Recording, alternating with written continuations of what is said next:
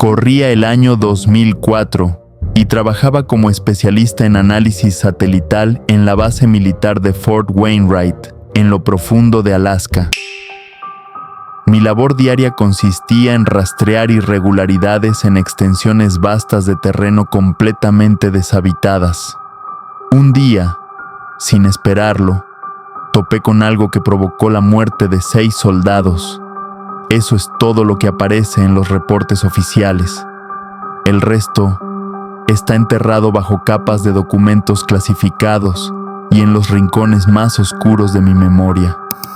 Todo comenzó el martes 17 de febrero. Inicié mi turno habitual de 12 horas en el centro de análisis, una sala hermética, sin ventanas, iluminada apenas por el resplandor pálido de decenas de pantallas y el zumbido constante de los sistemas de enfriamiento. Mi misión era vigilar el sector Bravo 7, una franja remota en la cordillera Brooks que abarca cientos de kilómetros cuadrados. Era rutina pura. Comparaba imágenes satelitales recientes con registros del día anterior, buscando cambios sutiles. Lo normal, rastros de aludes, fracturas nuevas en glaciares o, en casos poco comunes, señales de cazadores ilegales. Pero esa jornada algo diferente ocurrió. El sistema automático de comparación resaltó un área con una leve alteración topográfica. A simple vista, parecía insignificante. Sin embargo, al ampliar la imagen, lo vi con claridad. En una capa de nieve inmaculada, completamente intacta, emergían 3 orificios circulares, perfectamente definidos. Cada uno medía aproximadamente 4,5 metros de diámetro.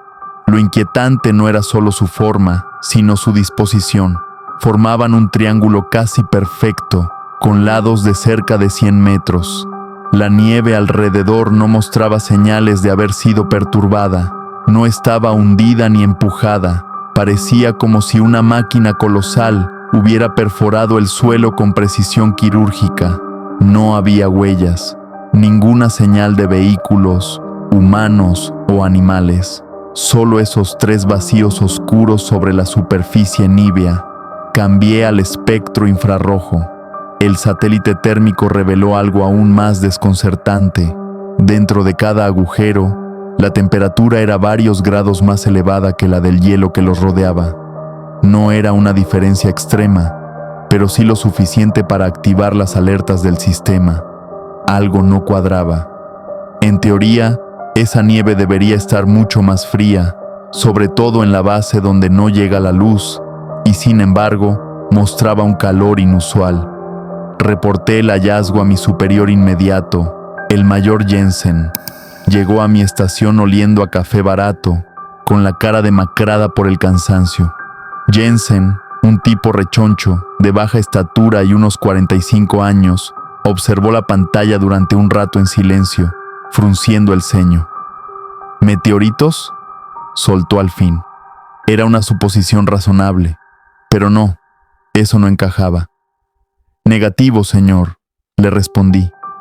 Los bordes son demasiado definidos. No hay cráter de impacto ni fragmentos alrededor. Además, la huella térmica no coincide. Si fueran meteoritos, la entrada atmosférica habría dejado una firma calórica mucho más intensa. El mayor murmuró algo y siguió mirando. ¿Hundimientos? ¿Bolsas de agua derretida bajo la superficie? Empezó a barajar posibilidades, pero ninguna tenía sentido. Era posible, sí, pero algo no cuadraba. La forma era demasiado precisa, casi antinatural. Esa geometría perfecta no podía ser producto de un simple proceso geológico.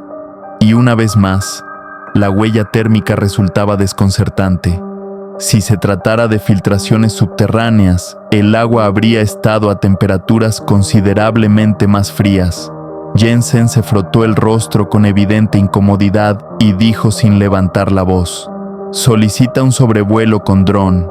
Imágenes de baja resolución bastarán por ahora. Quiero ver qué demonios hay dentro de esos agujeros». 3 horas después, Recibimos el feed del dron Predator, lanzado desde la base aérea más cercana. Sobrevoló el área en múltiples pasadas a una altitud constante de 500 pies. Las imágenes eran nítidas, precisas y absolutamente perturbadoras. En el fondo de cada uno de los 3 agujeros había restos óseos. No era lo que esperábamos. En cada cavidad reposaban esqueletos completos. A juzgar por su tamaño y las cornamentas retorcidas, eran alces. El primer agujero contenía 2 cuerpos, el segundo 3 y el tercero nuevamente 2. Pero lo más escalofriante era su condición. Eran esqueletos casi pulidos, sin un gramo de carne adherida, sin sangre, sin piel desgarrada, ni un solo indicio de carroñeros. El fondo seguía tan blanco como la nieve virgen, sin una sola mancha, y los huesos estaban intactos, salvo por algo. Varios cráneos mostraban cuernos fracturados desde la base, como si algo con una fuerza descomunal los hubiera arrancado de cuajo. Junto a los agujeros no había ni un solo indicio de movimiento. Nada, ninguna huella de depredadores, ni pisadas de oso, ni rastros de lobos, ni siquiera marcas de arrastre. Era como si esos animales hubieran sido arrebatados del suelo, despojados meticulosamente de toda carne, y luego depositados con sumo cuidado en esos agujeros. Jensen se quedó viendo las imágenes ampliadas. Su rostro se endureció como el hielo del exterior. Esto ya no es un fenómeno geológico, esto es un asunto de seguridad nacional, murmuró. Una muerte tan extraña de animales de ese tamaño en un área bajo vigilancia era algo que no podía ignorarse. Su mirada se desplazó al vacío mientras formulaba una pregunta en voz alta. ¿Y si alguien disparó desde un helicóptero? Verifiqué los registros de vuelo. Nada en las últimas 72 horas, señor. Ni vuelos civiles ni maniobras militares. Todo el espacio aéreo ha estado completamente inactivo. Cazadores furtivos se habrían llevado la carne, o al menos los trofeos, los cuernos, añadió Jensen, pensativo. Aquí solo hay huesos, huesos limpios, asintió con decisión. Prepara un informe completo para el coronel Davis. Quiero todo, imágenes, escaneos térmicos, grabaciones del dron. Parece que vamos a tener que enviar un equipo al terreno. El coronel Davis era una figura totalmente opuesta a Jensen. Alto, delgado, con una mirada de acero que te atravesaba y una fama bien ganada de no tolerar respuestas vagas. La reunión de evaluación se llevó a cabo en su despacho a la mañana siguiente. Presenté los hallazgos con precisión quirúrgica, proyecté las imágenes, mostré los registros y resúmenes. Davis no dijo ni una palabra durante toda mi exposición. Se limitó a escuchar en silencio, con las manos entrelazadas sobre el escritorio y los ojos fijos en la pantalla. Cuando terminé, observó durante unos segundos más la fotografía ampliada de los esqueletos. 6 hombres, dijo finalmente. No era una pregunta, era una orden disfrazada de afirmación. Un escuadrón de reconocimiento, equipamiento para clima extremo, comunicaciones completas, misión, llegar al sitio, evaluar la situación, recolectar muestras si es posible y reportar. Bajo ninguna circunstancia tomar decisiones por cuenta propia. 0 improvisación, protocolo total. Se giró hacia Jensen. ¿Quién es el más calificado para esta operación? El capitán Miller, señor. Su equipo, Alpha, es el que tiene más experiencia en operaciones de alta montaña y clima invernal. Contáctalo. Quiero al equipo listo para desplegar en menos de 24 horas. Conocí al capitán John Miller. No éramos cercanos, pero habíamos coincidido varias veces por temas operativos. Era de esos tipos que imponen respeto sin levantar la voz. Sereno, calculador, fuerte como un roble. Tendría unos 35 años y no era hombre de perder tiempo con preguntas innecesarias. Esa misma noche, El capitán Miller se presentó en el centro de análisis para examinar el material en persona. A su lado iba su segundo al mando, el sargento Riley, un hombre robusto, de cuello grueso y mirada desconfiada. Miller no dijo nada al entrar. Se acercó a las pantallas y comenzó a estudiar las imágenes con detenimiento, sin prisa. Me pidió que ampliara varios sectores clave. ¿No hay signos de arrastre?, preguntó señalando el borde de uno de los hoyos. Ninguno, capitán, le respondí con firmeza. La nieve está intacta. Se alcanzan a distinguir incluso las huellas de un conejo en una sección. Pero aquí no hay absolutamente nada. ¿Y la profundidad? Según el análisis de sombras y el escaneo láser del dron, unos 6 metros, tal vez un poco más. Riley, que había estado en silencio hasta ese momento, dejó escapar un bufido de incredulidad. Para excavar algo así en terreno helado se necesita maquinaria pesada, una retroexcavadora al menos, y no es trabajo de una sola hora. Miller, sin alterarse, replicó con serenidad. Y una máquina así habría dejado huellas por todas partes, sargento. Me miró de nuevo. Entendido. Sabemos lo que hay que hacer. Solo falta ir y comprobarlo con nuestros propios ojos. Al amanecer del jueves 19 de febrero, el equipo Alfa estaba completamente preparado.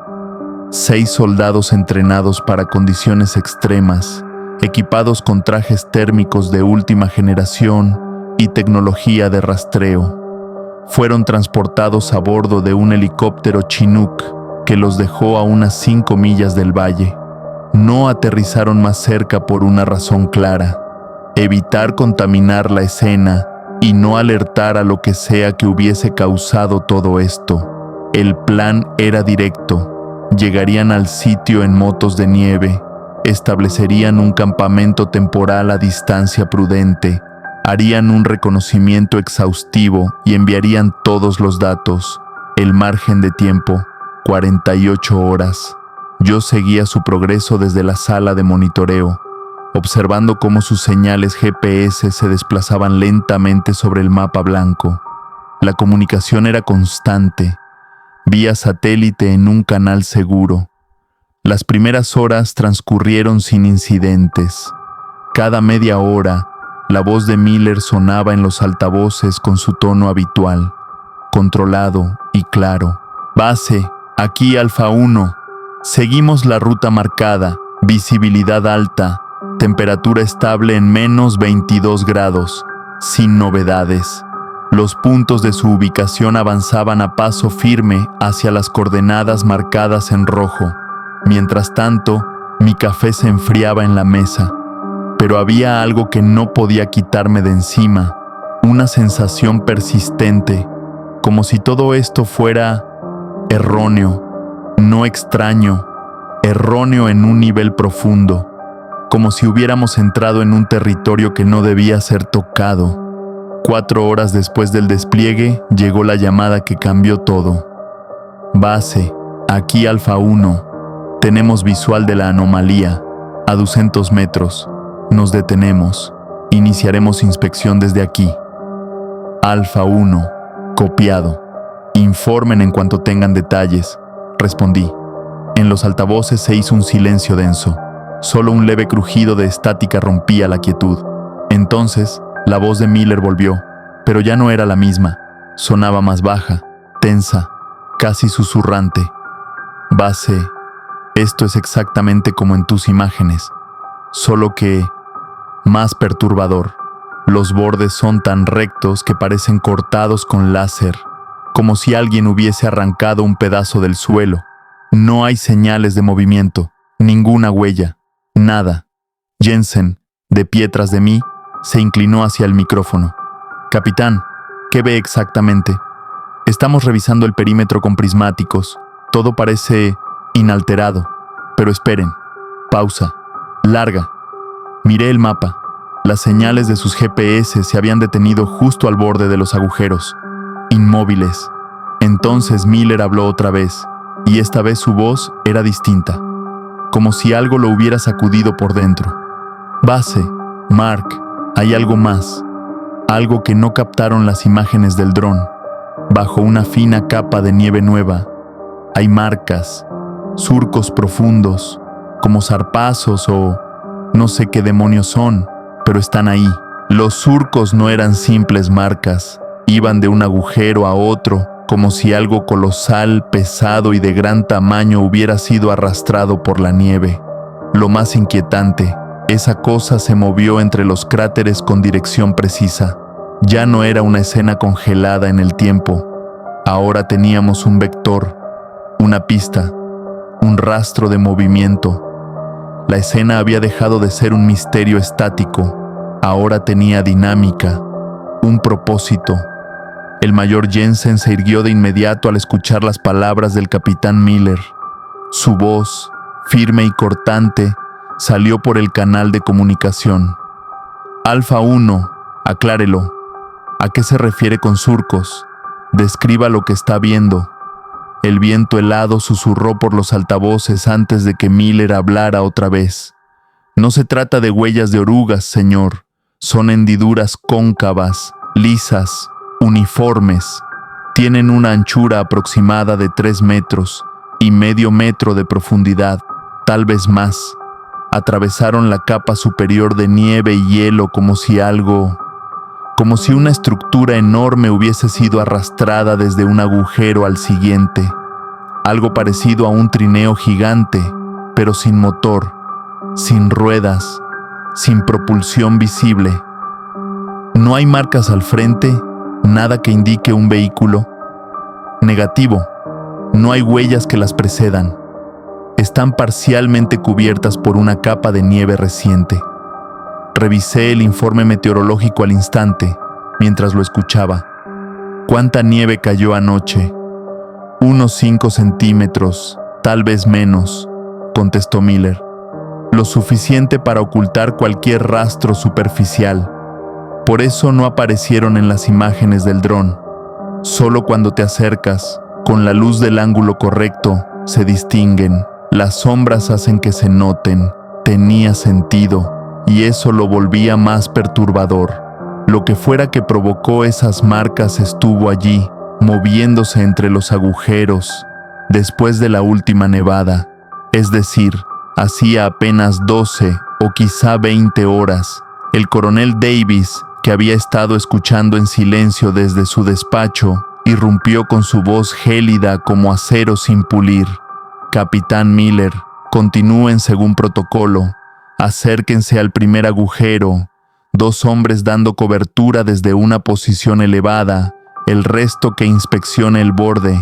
Procedan con el máximo cuidado. Informen cada detalle. Entendido, coronel, respondió Miller sin titubeos. Lo que siguió fue una media hora de silencio asfixiante en el centro de análisis. Solo se filtraban fragmentos esporádicos, comandos breves, interferencias del viento y el rechinar metálico de la radio. Observaba el mapa con tensión creciente. 4 señales GPS comenzaron a moverse lentamente hacia el primer punto marcado en rojo. Las otras 2 permanecieron fijas en una colina cercana, vigilando desde una posición elevada. Era un despliegue estándar, 1000 veces practicado. Pero esta vez, todo se sentía distinto, tenebroso, como si el terreno ocultara algo primitivo, esperando. Finalmente, la voz de Miller volvió a resonar en el canal. Se notaba que respiraba con dificultad, pero su temple seguía intacto. Base. Estamos justo al borde del cráter. Dios mío. Se detuvo abruptamente. Informe, capitán, ordenó Davis sin perder un segundo. No parece excavado. No hay marcas de herramientas. Lo más extraño es el perímetro. Está derretido. El borde no fue cortado o cavado. Fue fundido. La nieve y el hielo se han transformado en una capa lisa, dura, casi vítrea, como cristal. Y no es solo la superficie. La tierra por debajo también está quemada, derretida. Es como si algo extremadamente caliente hubiera descendido del cielo o salido desde dentro. Es negra, densa, y sólida como una losa volcánica. Tratamos de extraer una muestra, pero el cuchillo apenas la roza. Pausa. Uno de los soldados susurró algo a Miller. Descendimos la cámara atada al cable, prosiguió el capitán. Queríamos una visual más cercana de los restos. En mi monitor solo aparecían los datos del sistema y un mapa en tiempo real. Lo que estaba ocurriendo era apenas una sinfonía de voces transmitidas por los altavoces. Me sentía como un operador ciego, asistiendo a un cirujano en plena operación a corazón abierto. Ok, la cámara llegó al fondo. Voy narrando. Restos óseos de alces, confirmado. 2 cuerpos, completamente despojados de tejido. No hay un solo rasguño visible, ni marcas de mordidas. Están limpios, demasiado, como si alguien los hubiera pulido a mano. Riley asegura que eso no es posible. Cualquier depredador dejaría señales, marcas, fragmentos astillados. Aquí no hay nada de eso. Jensen me dirigió una mirada extraña. Me limité a alzar los hombros. No tenía respuestas. ¿Y los cuernos?, pregunté, recordando lo que mostraban las imágenes aéreas. Sí, acertaste. Están fracturados, pero el punto de ruptura es inusual. No hay astillas, no hay bordes filosos. Es suave, redondeado, como si el hueso se hubiera ablandado y simplemente lo hubieran desprendido como si fuera plastilina. Miller cayó, y en la radio sonó un ruido nuevo. El chasquido del dosímetro. Los niveles de radiación son normales, nada fuera de lo común, informó tras unos segundos, lo que descartaba cualquier fuente radiactiva o térmica no registrada. Pero hay algo más, añadió Miller. Algunos huesos, especialmente costillas y vértebras, presentan manchas oscuras. Parecen cubiertas con una sustancia espesa, como alquitrán seco o resina petrificada. Es negra, pegajosa. Recojan una muestra.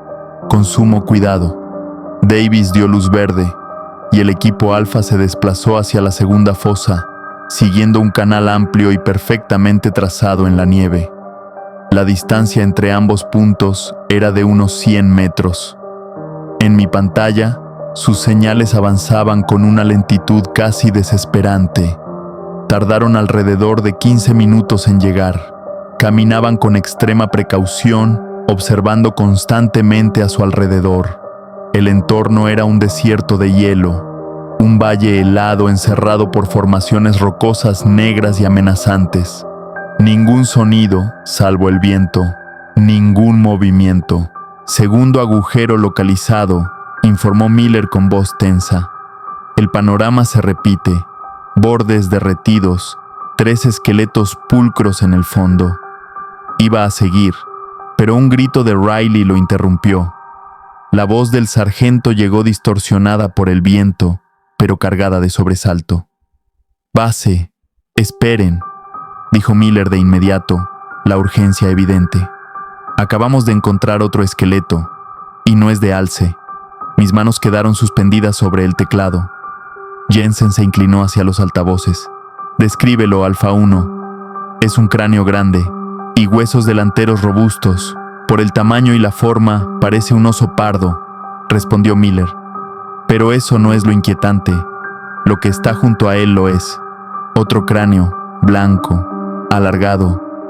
Riley dijo algo más, entrecortado por la estática. «¿Dijo oso polar?», pregunté, con incredulidad helándome la boca. El silencio en la sala era absoluto. Abrí el mapa de distribución de especies como un reflejo. La población más cercana de osos polares estaba al norte, en la línea costera del Océano Ártico, a más de 400 millas, más allá de la cordillera Brooks. Encontrar un oso polar en ese valle era como hallar un león en el Himalaya. «Capitán, ¿están seguros?». La voz del coronel Davis sonaba tensa, a punto de romperse. «Riley conoce este terreno como su casa. Creció aquí. Dice que no puede confundirse», afirmó Miller. «Y este cráneo también tiene una cavidad extraña en la parte posterior, lisa, quemada, igual que los alces. La situación estaba dejando atrás cualquier explicación lógica.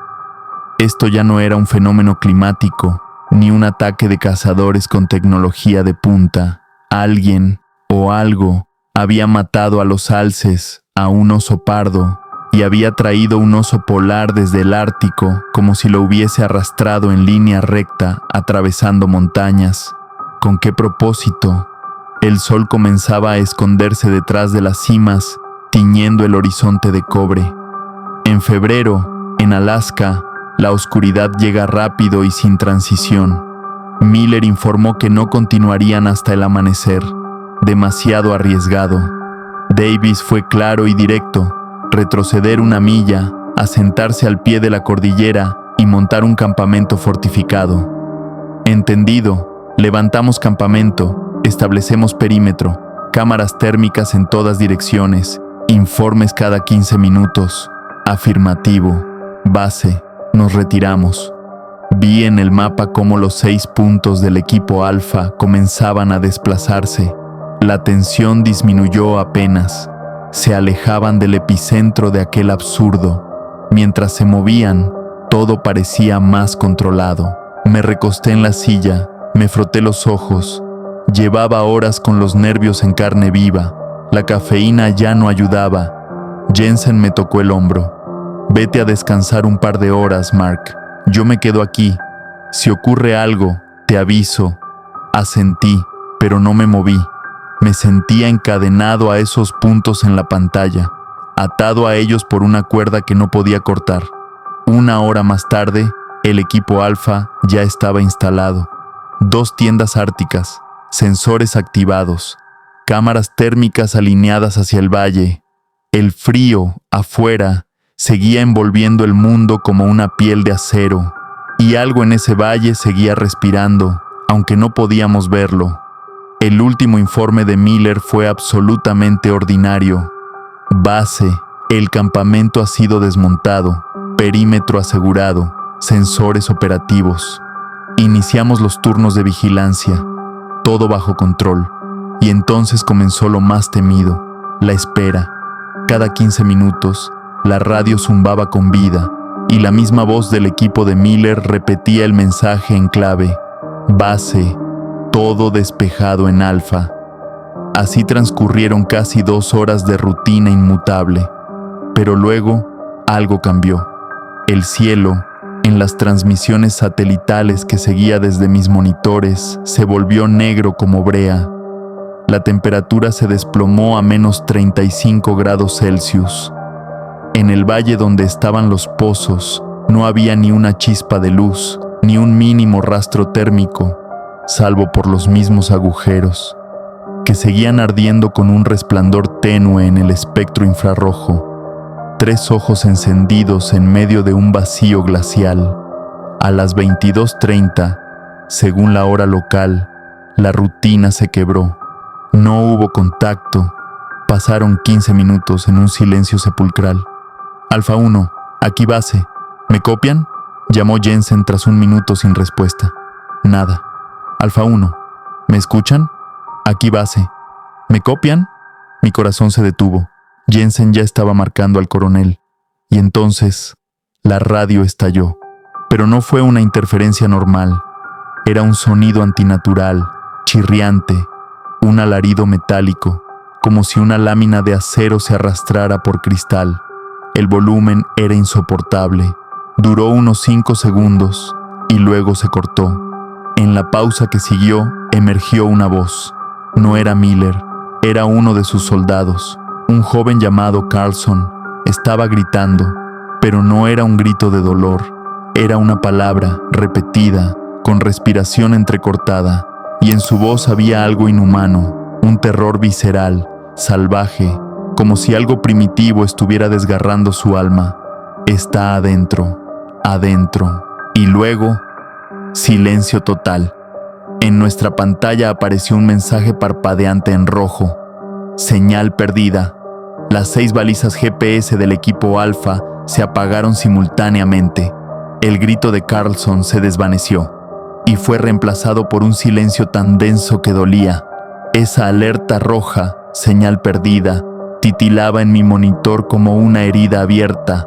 Las 6 marcas verdes que habíamos estado vigilando durante horas desaparecieron de golpe, no una por una, todas al mismo tiempo, como si alguien hubiera presionado un botón y los hubiera borrado de la existencia. En la sala de análisis, todo se congeló por un instante. El mayor Jensen, todavía con el teléfono pegado al oído, quedó congelado. Su rostro se endureció en una expresión vacía, petrificada, como si alguien hubiera detenido su sangre en seco. Yo tecleaba sin parar, lanzando cada protocolo de reconexión que conocía, reconfigurando frecuencias, escaneando el espectro como un poseso en busca de cualquier residuo de señal de los localizadores. Nada. El canal estaba muerto. No había eco, no había ruido, solo un silencio absoluto, como si el grupo Alfa jamás hubiera estado allí. Rebobina la grabación, ordenó Jensen, arrojando el auricular sobre la consola como si quemara. Cargué el audio.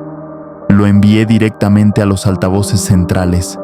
Primero se escuchó la estática suave, como un susurro eléctrico. Luego la voz de Jensen. Alfa 1, respondan. Y después, ese sonido, un chillido seco, filoso, como el grito de una máquina moribunda. Corrí el análisis espectral.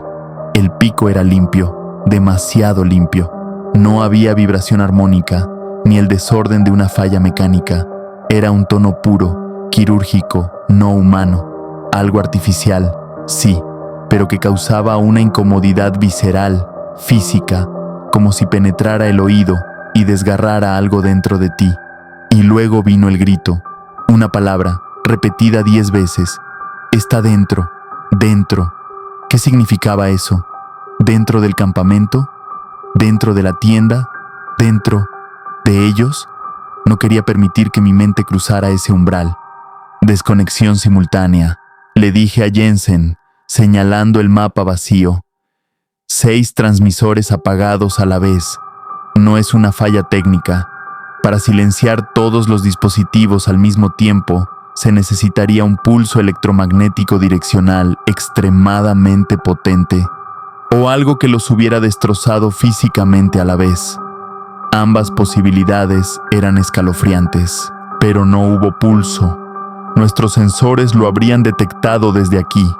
Eso dejaba solo la segunda opción, un ataque tan rápido, tan total, que nadie tuvo tiempo de presionar un botón, de gritar, de hacer nada. El coronel Davis no pidió reuniones ni discusiones.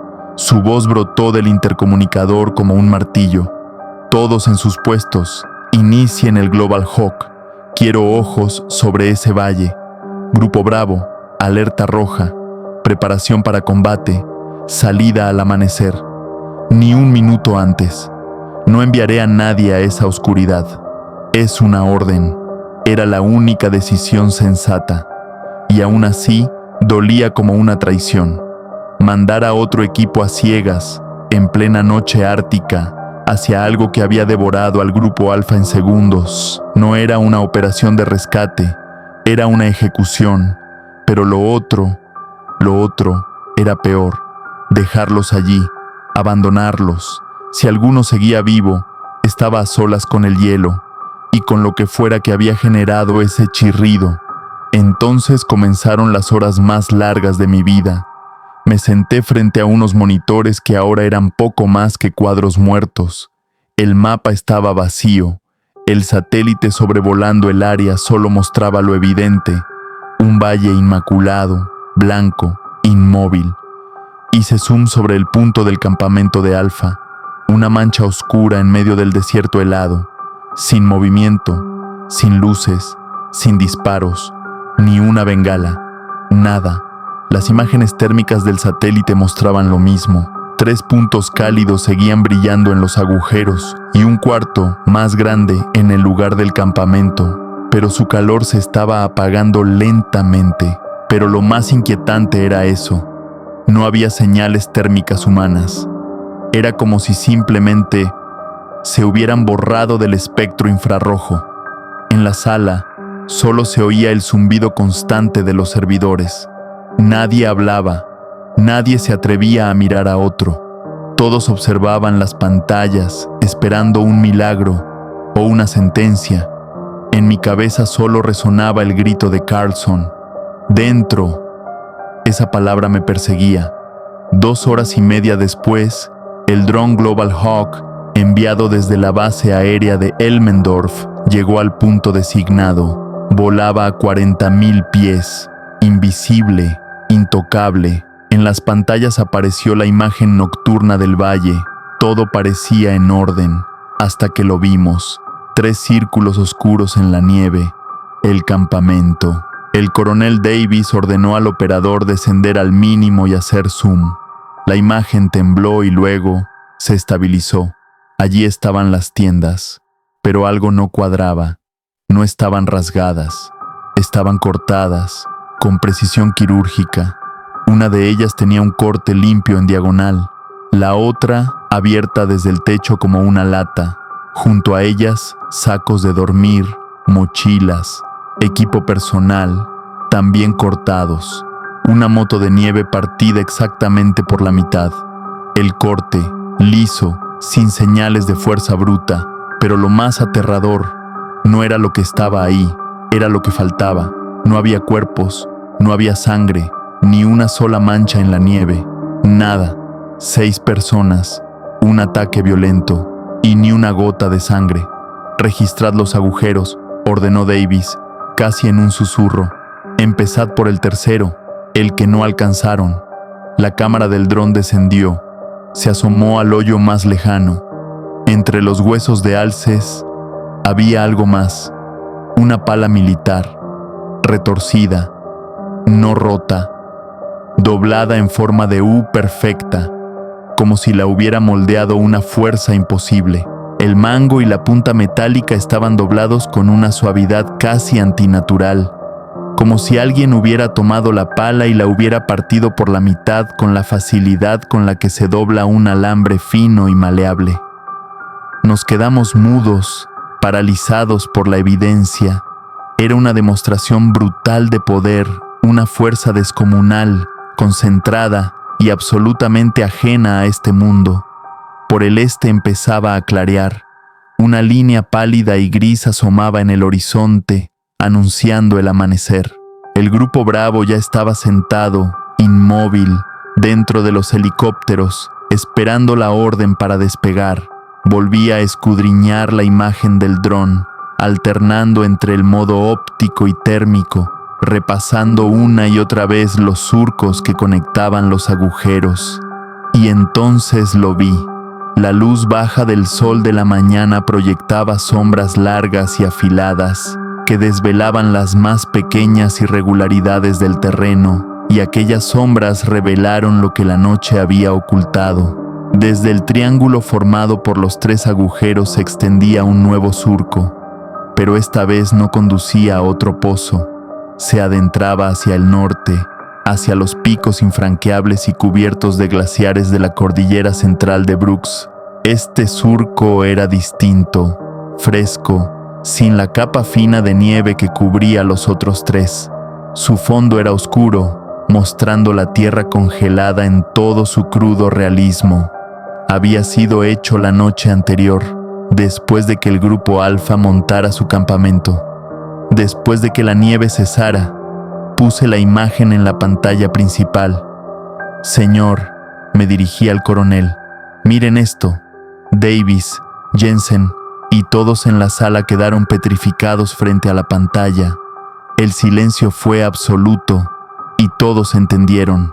La masacre en el campamento no era el final, era solo un capítulo. Algo había llegado, había hecho su trabajo y luego se había marchado. Y ahora teníamos un rastro fresco que se adentraba, inexorable, en el corazón helado y salvaje de Alaska.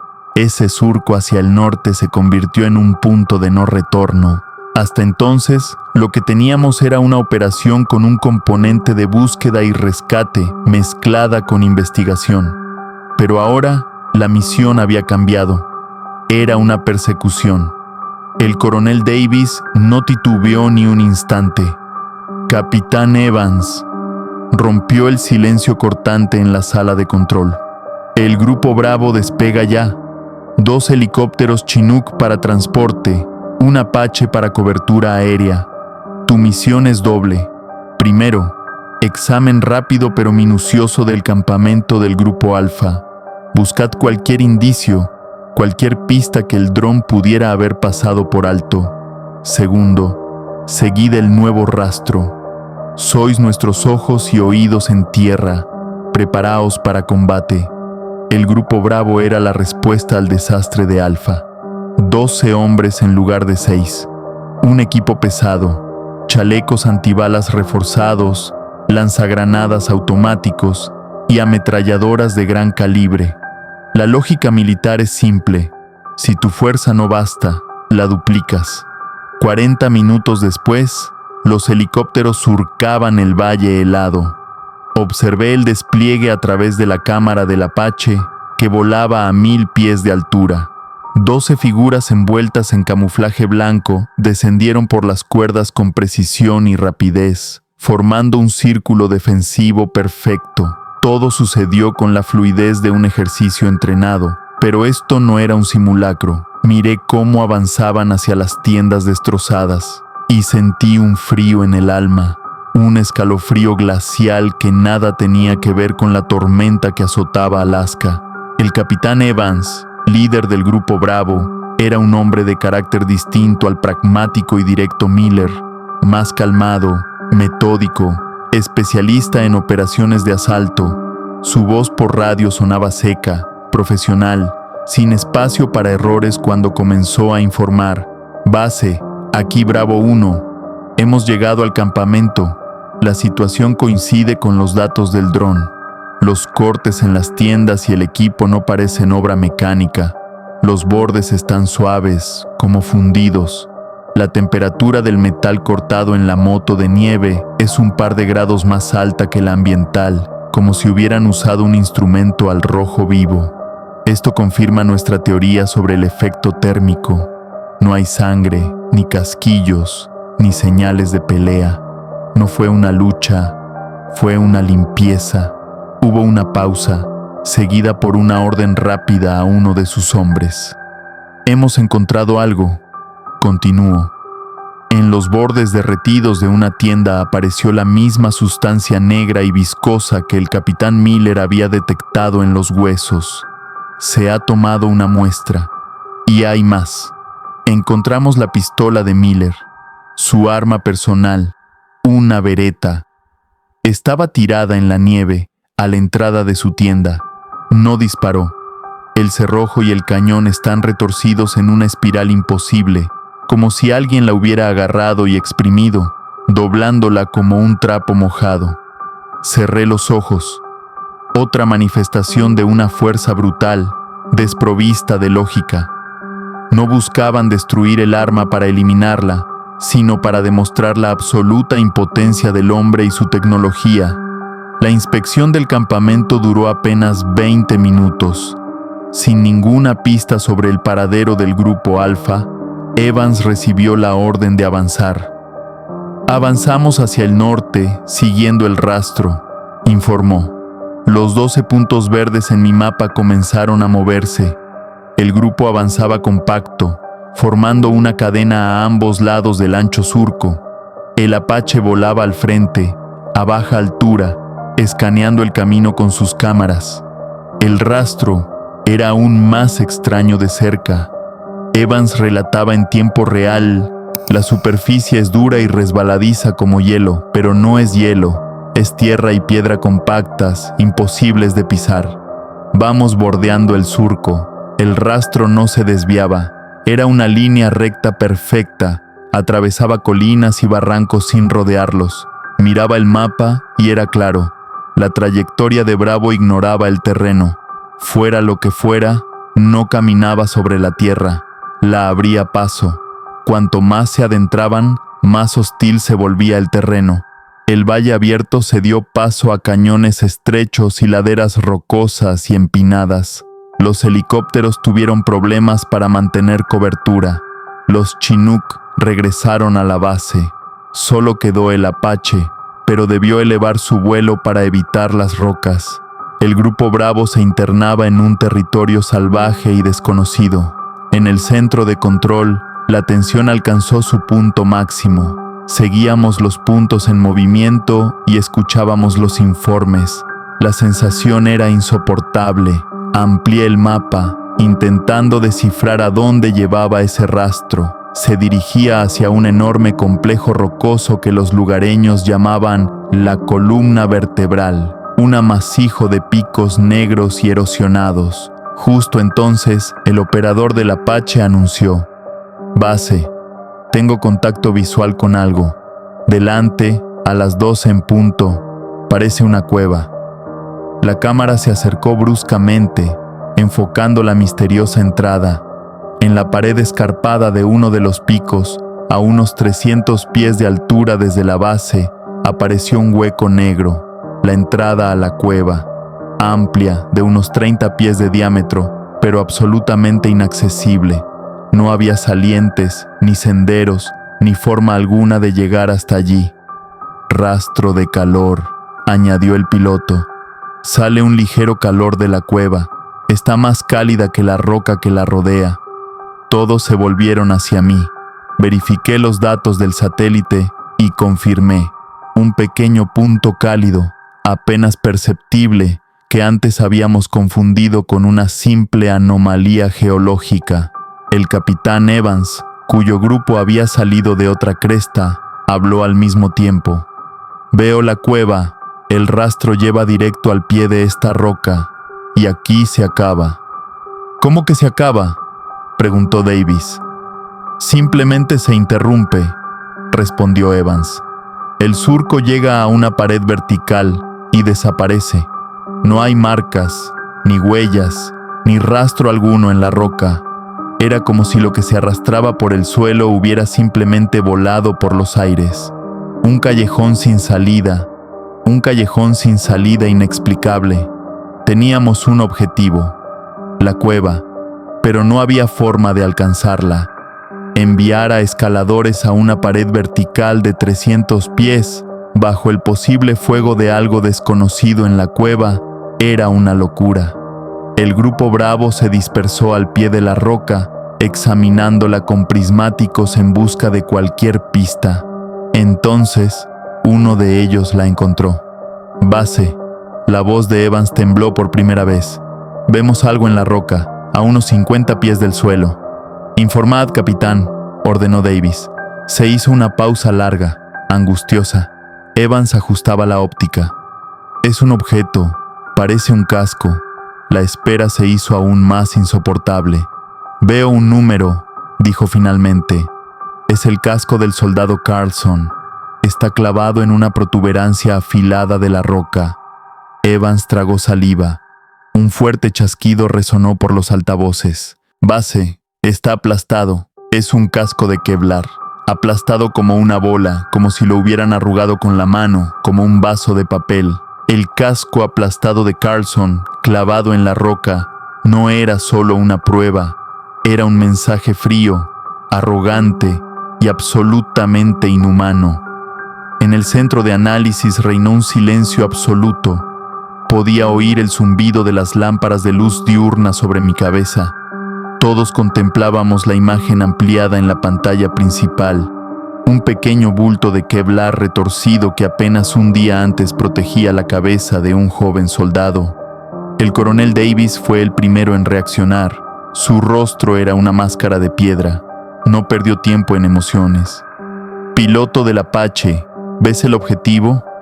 «Afirmativo, señor», respondió el piloto, indicativo Gunfighter 1. «La entrada de la cueva. La veo claramente. El objetivo es la entrada de la cueva. Usa el cañón de 30 milímetros. Fuego de advertencia. Disparad una ráfaga corta contra la roca junto a la entrada. Quiero ver cómo reaccionan. ¿Entendido?» Base, entrando en curso de combate. En el monitor que transmitía la imagen desde la cabina del Apache, la pared rocosa comenzó a acercarse. El helicóptero giró suavemente, entrando por un lado. El grupo Bravo, al pie de la roca, se agachó y se cubrió con las rocas. ¡Fuego!, ordenó Davis. Una estela de fuego salió disparada de debajo del helicóptero. Proyectiles de 30 milímetros impactaron la roca a pocos metros a la derecha de la entrada. Fragmentos de piedra salieron disparados en todas direcciones. No oímos respuesta alguna, pero la imagen lo decía todo. Era una demostración de fuerza, nuestra fuerza. Estábamos diciendo, estamos aquí, te vemos, podemos alcanzarte. No hubo reacción. La entrada permaneció oscura y silenciosa. Solo se oía el eco sordo de los disparos retumbando en el desfiladero.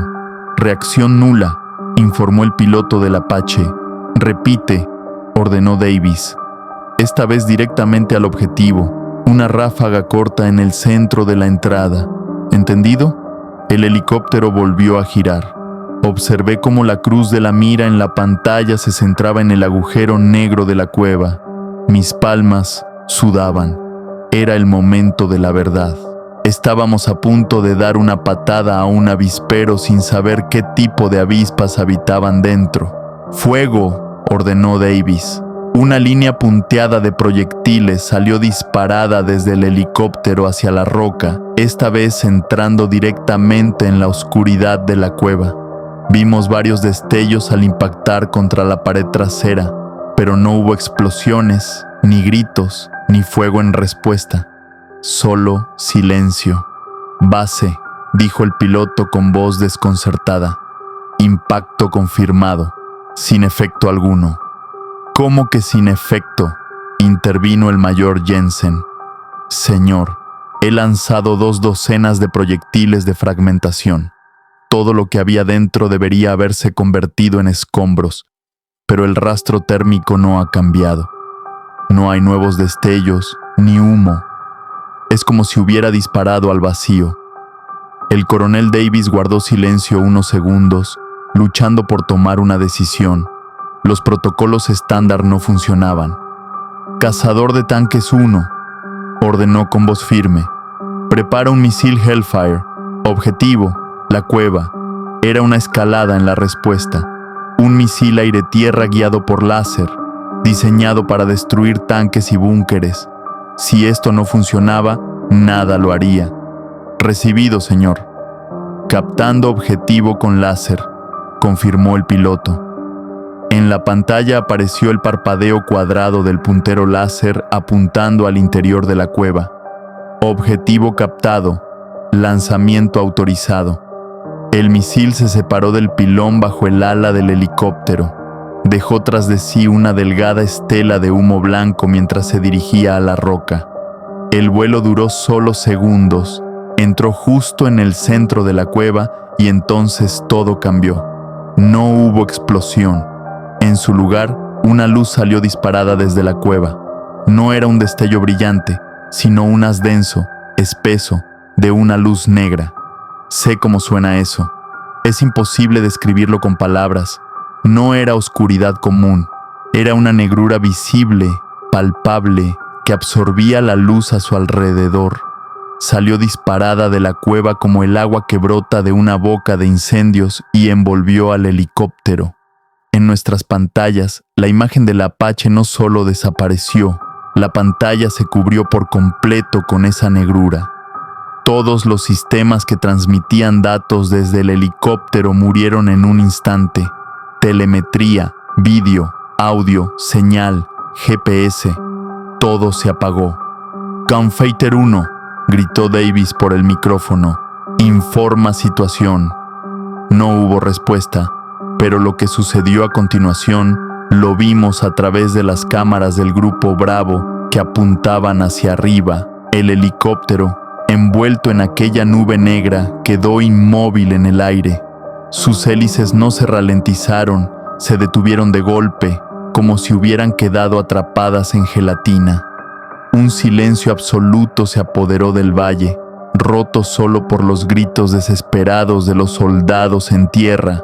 Y entonces el Apache comenzó a cambiar. El metal de su fuselaje se onduló como una tela al viento. El cristal de la cabina se curvó hacia afuera y luego se hundió hacia adentro. Los pilones de los misiles se retorcieron en espirales imposibles. La cola se partió por la mitad con un crujido seco y sordo, audible incluso a distancia. Esa enorme máquina de guerra, varios miles de kilos de acero y materiales compuestos, se arrugó y deformó como si fuera una simple botella de plástico en manos de un gigante. Todo sucedió en menos de 10 segundos, y luego la luz negra se retiró tan rápido como había llegado, desvaneciéndose hacia la cueva. El helicóptero no explotó, ni cayó al suelo, simplemente desapareció. Los dos pilotos que estaban dentro se disolvieron en el aire. Solo quedaron unos pocos restos diminutos que cayeron lentamente sobre la nieve, demasiado pequeños para ser identificados. En tierra, el caos estalló. Se oían los gritos del capitán Evans, intentando imponer orden, aunque sin éxito. Los veteranos del Grupo Bravo gritaban horrorizados, incapaces de entender cómo las leyes de la física habían sido violadas tan brutalmente. «Base, ¿qué ha sido eso?», gritaba Evans con voz quebrada. «Base, responded. Ha destruido el Apache, lo ha borrado del mapa». El coronel Davis permanecía inmóvil frente a la pantalla en blanco. Su rostro ceniciento reflejaba la derrota. Habíamos perdido. Nos habíamos topado con algo para lo que no teníamos armas ni conocimientos. Y en ese instante de horror y confusión, vi movimiento en mi monitor. Uno de los 12 puntos verdes del Grupo Bravo, el que estaba más cerca de la base del acantilado, comenzó a moverse. No retrocedía hacia el grupo, sino que subía, rápido, muy rápido. «Señor, tenemos movimiento», grité.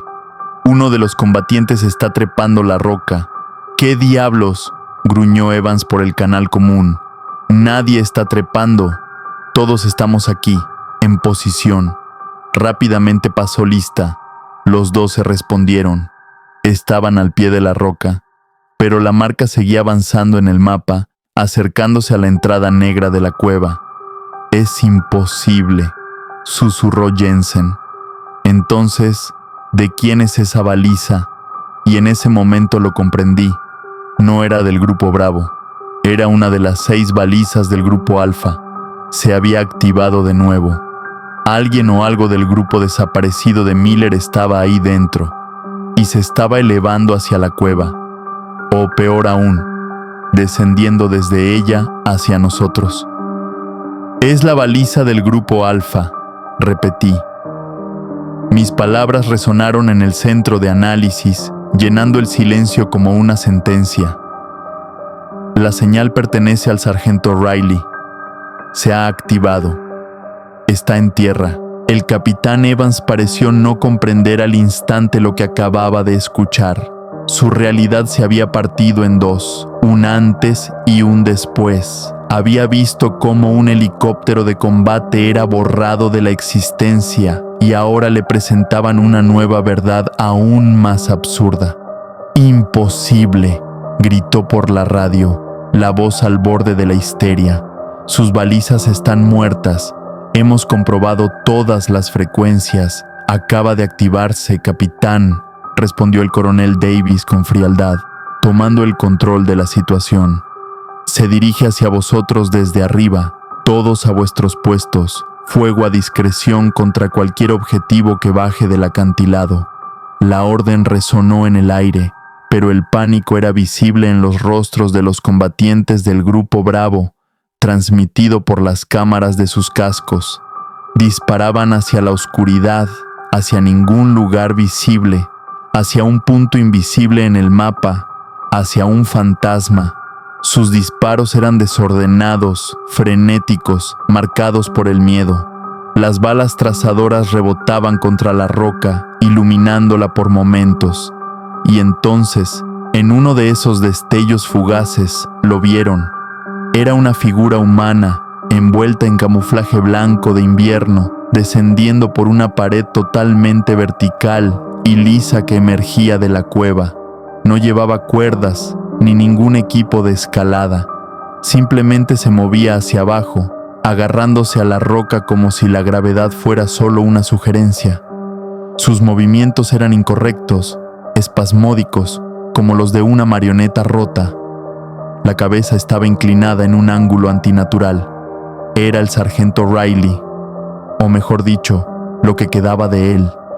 ¡Alto el fuego!, ordenó Evans. Los soldados se congelaron, paralizados. Observaron cómo el cuerpo de su compañero descendía lentamente, tan lento, tan ostentoso, que el horror se transformó en un estupefacto silencio. Base. La voz de Evans era ahora suave, llena de incredulidad. Es Riley. Veo su cara, pero está muerto. Tiene los ojos abiertos, vidriosos, y está cubierto de una sustancia negra que se le escapa por debajo de la ropa, por los dedos. La figura llegó hasta el saliente donde el casco abollado de Carlson estaba clavado en la roca. Se detuvo. Inclinó la cabeza como si lo examinara. Luego, lentamente, extendió la mano y arrancó el casco. En silencio absoluto, a través de la óptica de un francotirador, observamos cómo la mano de Riley, cubierta de una mucosidad negra y brillante, apretaba el casco. El Kevlar destrozado se doblaba aún más, haciéndose un bulto cada vez más pequeño, con un crujido sordo que reverberaba en el aire helado. Ese sonido rompió el silencio. ¡Fuego!, gritó Evans. 12 cañones abrieron fuego contra la figura, pero esta vez no fue un disparo frenético, fue un fuego concentrado, torrencial. Las balas impactaban en la figura, perforando el camuflaje blanco. Se formaron agujeros oscuros, pero no salió sangre, no hubo reacción. La figura ni siquiera se estremeció, simplemente siguió apretando el casco. Cuando el casco se convirtió en una bola del tamaño de un puño, la figura abrió los dedos. El trozo de Kevlar destrozado cayó al suelo, haciendo ruido contra las piedras. Entonces, el cuerpo de Riley se apartó de la pared. No saltó, sino que voló hacia atrás, hacia la oscuridad de la cueva, tan rápido que las cámaras apenas pudieron captarlo. Simplemente desapareció en su interior. En ese mismo instante, los 12 combatientes del Grupo Bravo gritaron al unísono. No era un grito de terror ni de dolor, sino un grito breve y agudo, como el de alguien que recibe un golpe repentino, y todos cayeron como uno solo. En mi mapa, las 12 marcas verdes se quedaron inmóviles. «Bravo 1», gritó Davis. «Evans, informad». Silencio. Cambié a las transmisiones de vídeo de sus cámaras. Las 12 pantallas mostraban lo mismo: nieve, piedras, las botas de un compañero caído delante. Nadie se movía, pero estaban vivos. Veía sus datos biométricos. El pulso de todos se había disparado a 200 latidos por minuto y se mantenía en ese nivel. La respiración era rápida e irregular. Estaban paralizados. «Están vivos, señor», informé, «pero inmovilizados todos y cada uno de ellos. Algo los ha golpeado, pero no físicamente. Es un ataque al sistema nervioso, una parálisis instantánea y total». Y entonces, eso comenzó a salir de la cueva. No se parecía a nada. No tenía forma definida. Era una masa de esa misma sustancia negra y brillante que cubría el cuerpo de Riley. Salía de la cueva como petróleo espeso, fluyendo y cambiando de forma. No tenía ojos ni extremidades, pero se percibía una inteligencia en su movimiento. Lentamente, fluyó suavemente por la pared rocosa, ignorando la gravedad. Su superficie era lisa como obsidiana y reflejaba las estrellas. Llegó al pie de la pared y se detuvo a pocos metros de los soldados tendidos en el suelo. La masa comenzó a elevarse, formando una columna alta y delgada. Desde la cima de esa columna se extendió un apéndice que se dirigió hacia el soldado más cercano, el capitán Evans. Tocó su casco. En ese momento, Evans habló. Su voz era tranquila, absolutamente tranquila. Eso fue lo más aterrador. Base, dijo. ¿Lo ves? Está mostrando. No envíes más gente. Esto no es tuyo. Nunca lo fue. Pausa. Era solo un lugar de reunión. Esas fueron sus últimas palabras. La sustancia negra tocó su casco y el cuerpo del capitán comenzó a disolverse. No ardía, no se derretía. Su ropa, su equipo, su carne. Todo se convertía en un líquido negro que era absorbido por la masa principal. Todo sucedió en silencio. 5 segundos después, en el lugar donde yacía el capitán Evans, solo quedaba una mancha vacía en la nieve. Luego, la masa se dirigió hacia el siguiente soldado. El coronel Davis observaba con rostro impasible.